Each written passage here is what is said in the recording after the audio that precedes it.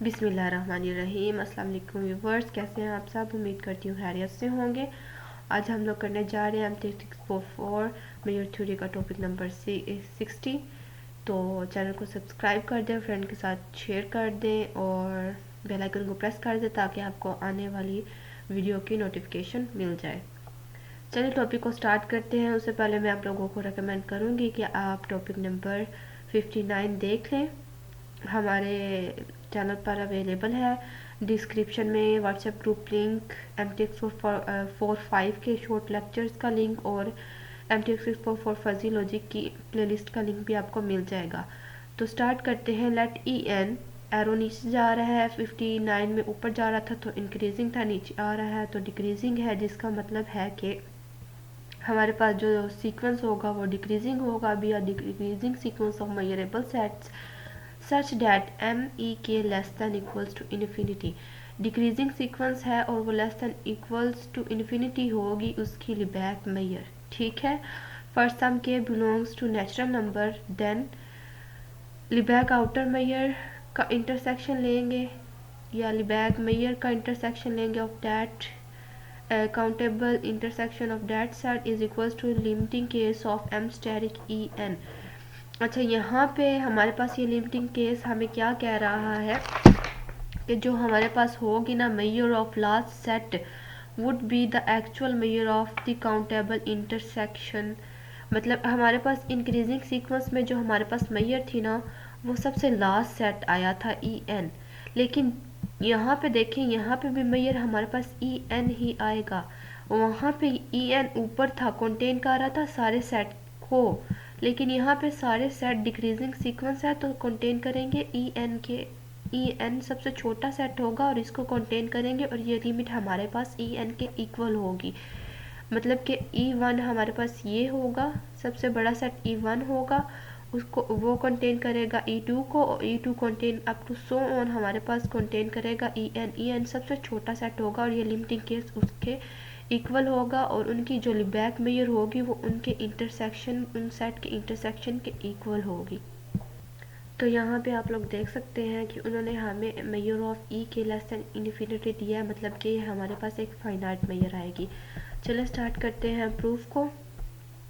Proof के अंदर हमें वो कह रहे हैं let measure of E1 less than equals to infinity से विदाउट लॉस ऑफ जनरलिटी, कि हम लोगों ने ई सेट की मेजर ली है और लेस देन है इन्फिनिटी और with the loss of generality. क्या होता है विदाउट लॉस ऑफ जनरलिटी? अगर मैं आपको बताऊं तो ये होता है कि अगर हमारे पास कोई भी सेट गिवन है, अगर हम उसका इंटरमीडिएट या फर्स्ट सेट या सेकंड या लास्ट कोई भी सेट लेते हैं तो उससे पहले वाले हम लोग इनफाइनाइट को कंसीडर कर लेते हैं और उस सेट को हम फाइनाइट प्रूफ कर देते हैं, तो ये हमारे पास होती है विदाउट लॉस ऑफ जनरलिटी। तो डिक्रीजिंग सीक्वेंस के लिए हम लोग इसको करेंगे।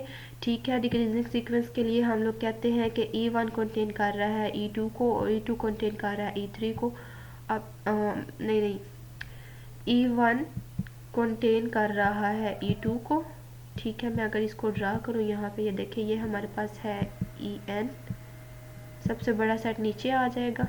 ठीक है, ये कंटेन कर रहा है E2 3 को, ये E2 को एंड ये सबसे बड़ा सेट हमारे पास आ गया E1। ये हमारे पास है 1, ये हमारे पास 2 और ये हमारे पास क्या हो गया 3 हो गया। ऐसे कर सकते हैं, नहीं तो आप इसको ऐसे कर सकते हैं EN 1 2 एंड 3। ठीक है, तो ये आप लोग देख लें इसको ऐसे कंटेन कर रहा है। अगर हम यहाँ से इस फिगर को देखें, मैं इसको नीटली ड्रॉ करती हूँ।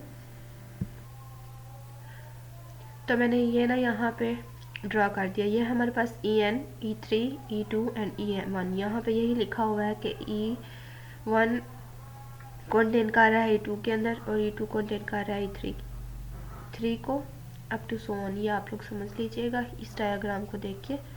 ठीक है, अब हम लोग कहते हैं कि एम्प्टी किसके इक्वल होगा E1 माइनस E1। मतलब अगर हम E1 को ही E1 से माइनस कर देते हैं तो वो हमारे पास कंटेन करेगा E1 माइनस E2 के अंदर। अगर आप लोगों को दिखाऊं तो ये हमारे पास E1 होगा, सॉरी ये हमारे पास E1 होगा। ठीक है, और E1 इससे ऊपर होगा।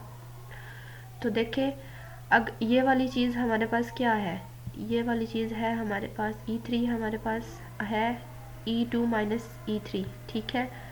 तो सिमिलरली हमारे पास E1 किसके इक्वल होगा, E2 माइनस E1 के इक्वल होगा, ठीक है। तो यहाँ से हम लोग इस चीज़ को देख लें, E1 माइनस E1 कंटेन कर रहा है E1 माइनस E2 के अंदर, और ये कंटेन कर रहा है E1 माइनस E2 को, E3 को आएगा यहाँ पे, ठीक है। E1 E3 बड़ा होगा ना, E1 E3 ये है, ठीक है, और ये कंटेन कर रहा है E1 E2 को, ये वाली चीज़ को, ये आप लोग देख लें, ठीक है।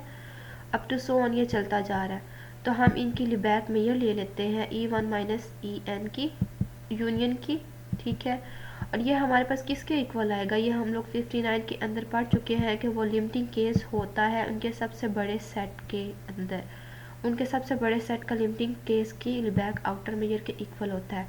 तो उनका सबसे बड़ा सेट हमारे पास क्या आएगा, E1 में से जब हम EN माइनस करेंगे, मतलब E1 में से अगर हम लोग ये वाला छोटा सेट माइनस कर देते हैं तो ये हमारे पास सबसे बड़े सेट की उनकी वैल्यू आ जाएगी। अब हम लोग इस चीज़ को सोल्व करेंगे, ये वाली जो चीज़ है हमारे पास, union of n is equal to 1 E1 से माइनस EN किसके इक्वल आएगा, union of n is equal to 1 to infinity E1 intersection EN का कम्प्लीमेंट। अब देखिए आप लोग यहाँ पे, ये आप लोग काफ़ी दफ़ा पढ़ चुके हैं कि जब सेट्स में माइनस साइन आ जाता है तो वहाँ पे हम लोग इंटरसेक्शन लगा देते हैं और उसका सेकंड सेट का कम्प्लीमेंट बना देते हैं। तो अब देखें यहाँ पे ये वाली चीज़, अगर ये यूनियन के इक्वल है E1 इंटरसेक्शन EN का कम्प्लीमेंट, E1 इंटरसेक्शन E1 का complement union E1 intersection E2 का complement up to so on EN तक हम इसको लिख सकते हैं, क्योंकि ये हमारे पास यहाँ पे यूनियन था। अब ये देखें E1 इंटरसेक्शन हम लोगों ने कॉमन ले लिया, E1 इंटरसेक्शन सबके अंदर आ रहा है, यहाँ भी आ रहा है, यहाँ भी आ रहा है, सबके अंदर आ रहा होगा। तो E1 इंटरसेक्शन हमने कॉमन ले लिया, E1 complement union E2 complement, ये वाली चीज़ हमारे पास आ गई, ठीक है। अप टू यूनियन ये सो ऑन चलता जा रहा है हमारे पास। नेक्स्ट देखें, अगर यहाँ पे हम डी मॉर्गन्स लॉ यूज़ करें तो ये E1 का इंटरसेक्शन बन जाएगा, ठीक है, कम्प्लीमेंट इंटरसेक्शन में चेंज हो जाएगा, ये भी कम्प्लीमेंट इंटरसेक्शन में चेंज हो जाएगा, और ये कम्प्लीमेंट बाहर चला गया और माइनस का इन्होंने इंटरसेक्शन बना दिया, सॉरी, ठीक है। डी मॉर्गन्स लॉ हमारे पास क्या होता है, A minus B is equals to A intersection B का कम्प्लीमेंट, यही होता है ना। तो यहाँ पे उन्होंने माइनस का इंटरसेक्शन बना दिया और कम्प्लीमेंट को बाहर ले गए। अब ये चीज़ हमारे पास क्या होगी, countable intersection of that set, तो हमने इसको लिख दिया E intersection n is equals to 1 to infinity EN का कम्प्लीमेंट, और ये E1 के साथ इंटरसेक्शन में आ रहा है। अब देखिए हम लोगों ने E1 माइनस EN की जगह क्या चीज़ पुट करनी है, यहाँ पे हम लोगों ने यहाँ पे पुट करना है E1 intersection of E1 n का, ये देखिए ये वाली चीज़ हम लोगों ने इस फॉर्म में कन्वर्ट कर दी। अब हम इसको लिमिटिंग केस एमस्टेरिक E1 और इसके इक्वल आ गया। जब हम लोग बैक आउटर मेजर की हम लोग इस यहाँ पे डेफिनेशन अप्लाई करेंगे तो ये देखिए एमस्टेरिक E1 अलहदा हो गया और यहाँ पे माइनस आ गया। Asterisk intersection EN is equals to limit, यहाँ पे बैक आउटर में की डेफिनेशन हुई, पहले यहाँ पे अगर यूनियन होता तो प्लस आ जाता, यहाँ पे नेगेटिव है तो यहाँ पे आपने नेगेटिव ही लिख दिया, ये लिमिट के साथ अलहदा हो गए। अब आप लोग देख सकते हैं कि limit of that set E1 ही है ना, n तो यहाँ पे है ही नहीं, तो हम इसको एमस्टेरिक E1 लिख सकते हैं। ये इससे कैंसिल हो गया, ये माइनस वाला इस माइनस से कैंसिल हो जाएगा, और ये लिमिट एमस्टेरिक EN इक्वल आ गया asterisk intersection n equal to 1 to infinity EN के। और यही हम लोगों ने चीज़ प्रूव करनी थी। दुआओं में याद रखिएगा। अल्लाह हाफिज़।